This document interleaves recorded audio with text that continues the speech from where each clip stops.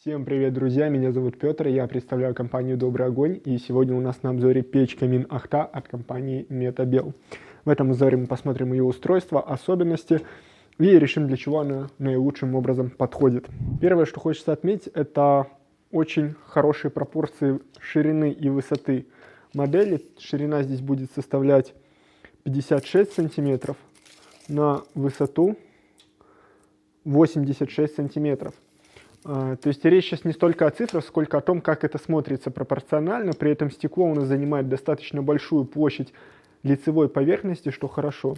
И размер стекла у нас 31 на 31 сантиметр, также квадратная. Печь камин Ахта идеально подойдет для дач, деревенских домиков, где она в первую очередь будет иметь практическую функцию, то есть максимально быстро отопить. Мы сейчас говорим именно про скорость нагрева, что-то приготовить, и при этом занять какой-то минимум места, оставляя за собой максимум практичности. Значит, что мы здесь можем видеть? Снизу у нас располагается ниша, которую можно использовать для хранения каких-то каминных аксессуаров. Снизу и сверху у нас есть две регулировки притока воздуха в камеру сгорания, что делает использование камина простым в понимании и удобным. Также дополнительной регулировкой будет являться шиберная заслонка в случае ее наличия в дымоходе. Далее, если мы с вами попадаем в камеру сгорания, то здесь мы в первое видим нишу под зольный ящик и, собственно, сам зольный ящик. Обратите внимание на размер. То есть это такой зольный ящик для ленивых, который не требует постоянного обслуживания, что очень удобно. Также имеет ручку, можно без проблем достать, унести, высыпать без каких-либо проблем. Сама камера сгорания, опять же, она имеет квадратную форму, то есть стандартную, удобную. Длина дров в ней будет 39 сантиметров, что более чем достаточно. Спереди у нас стоит ограждающая планка, которую в случае необходимости можно вот так вот убрать, если нам здесь что-то нужно убрать, золу, угли какие-то достать. Да, можно придраться, тут скажу, что она у нас не толстая, и поэтому в процессе эксплуатации ее, скорее всего, в ближайшем времени начнет вести, немножко начнет выгибать.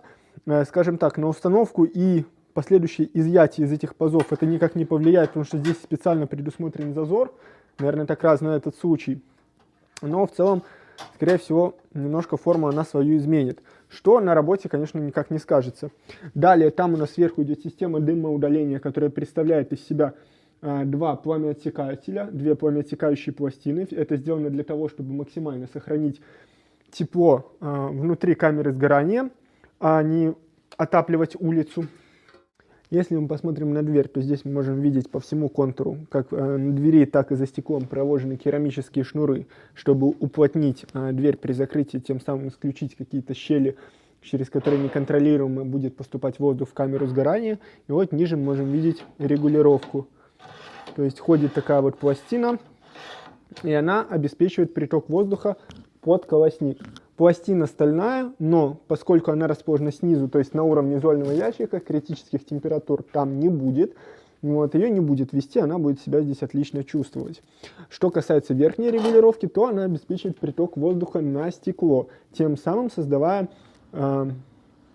воздушную шторку, которая служит барьером и не дает саже и копоти оседать на стекле. То есть это функция очистки стекла. Поэтому если нижнюю, когда уже все разгорелось, регулировку вы можете полностью закрыть, то верхнюю лучше всегда держать приоткрытой.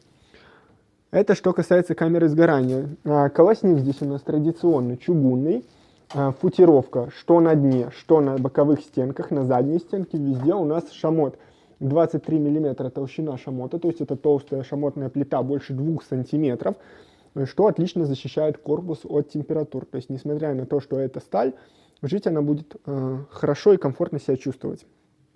Кроме того, практичность будет заключаться в том, что корпус здесь конвекционный, то есть снизу он забирает у вас воздух холодный со всего помещения, прогоняет через специальные каналы. Вот здесь сбоку мы можем видеть, у нас идет плитка. За этой плиткой расположен канал, то есть пространство. По этому пространству проходит воздух, хорошенько прогревается и вот через эти зазоры выходит в помещение, тем самым создавая максимально быстрый нагрев. То есть мы понимаем, что любая печь, любая грубка, скажем, любые кирпичные конструкции, они отапливают намного медленнее. Там плюс в том, что они, конечно, держат тепло хорошо, долго, но пока это все нагреется, это долго.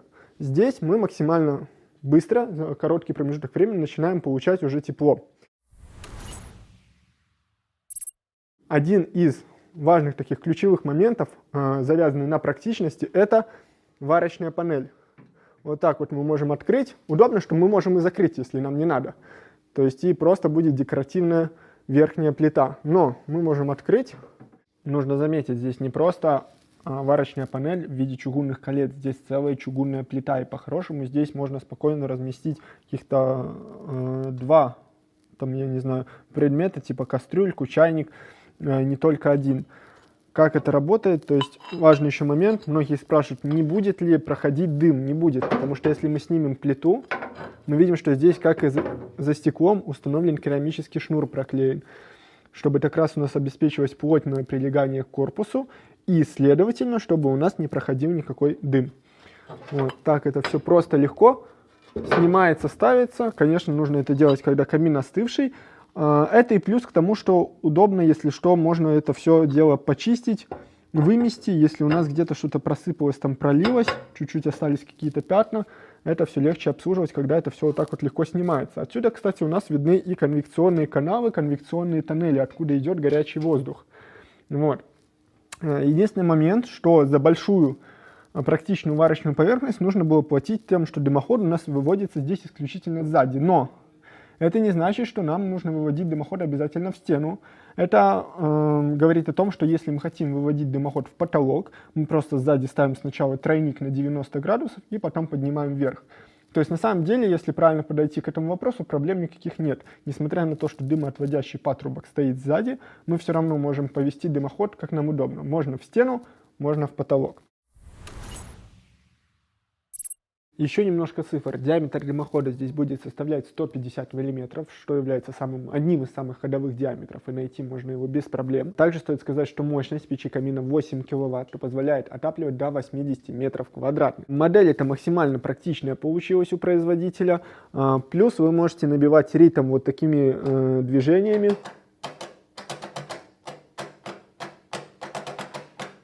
Это к чему, собственно?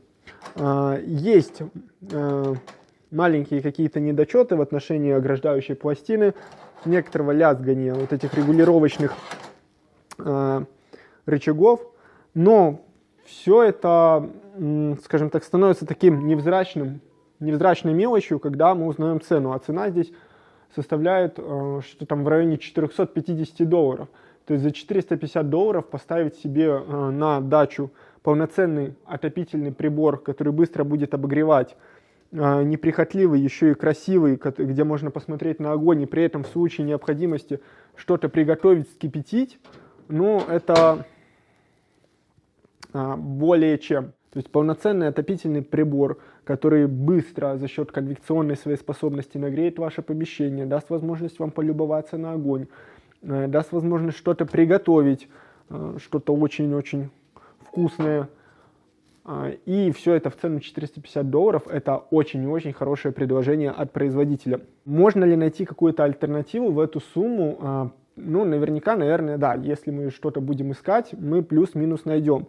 Но, например, вот такая варочная поверхность с такой площадью, в такой конфигурации, ну, больше вы вряд ли где-то встретите. Также, что касается размера стекла, либо объема камеры сгорания, то есть здесь важный момент, да, не только длина дров нам важна, но нам важно и сколько мы их туда сможем положить. И здесь мы видим, что у нас глубина у камеры сгорания также составляет 34 сантиметра. То есть если мы, допустим, даже здесь дрова колодцем выложим, нам можно это все выложить на высоту, давайте так сейчас, тоже 30 сантиметров, да, где-то.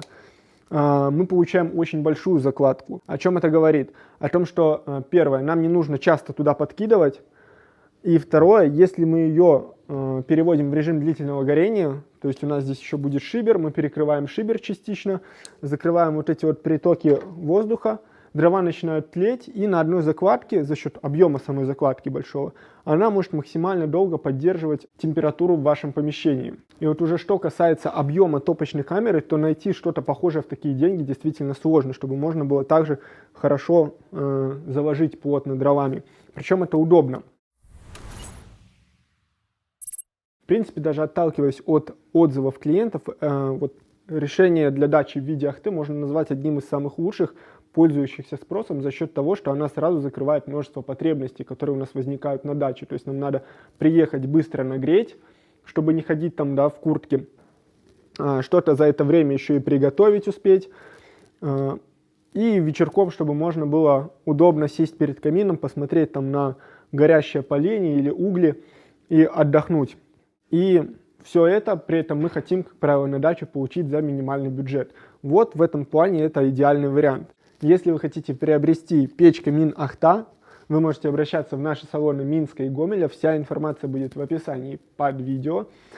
Также, если у вас остались какие-то еще вопросы по этой модели, вы можете задавать их в комментарии, мы обязательно ответим. Собственно, все на этом. Подписывайтесь на канал, ставьте лайки и до новых встреч.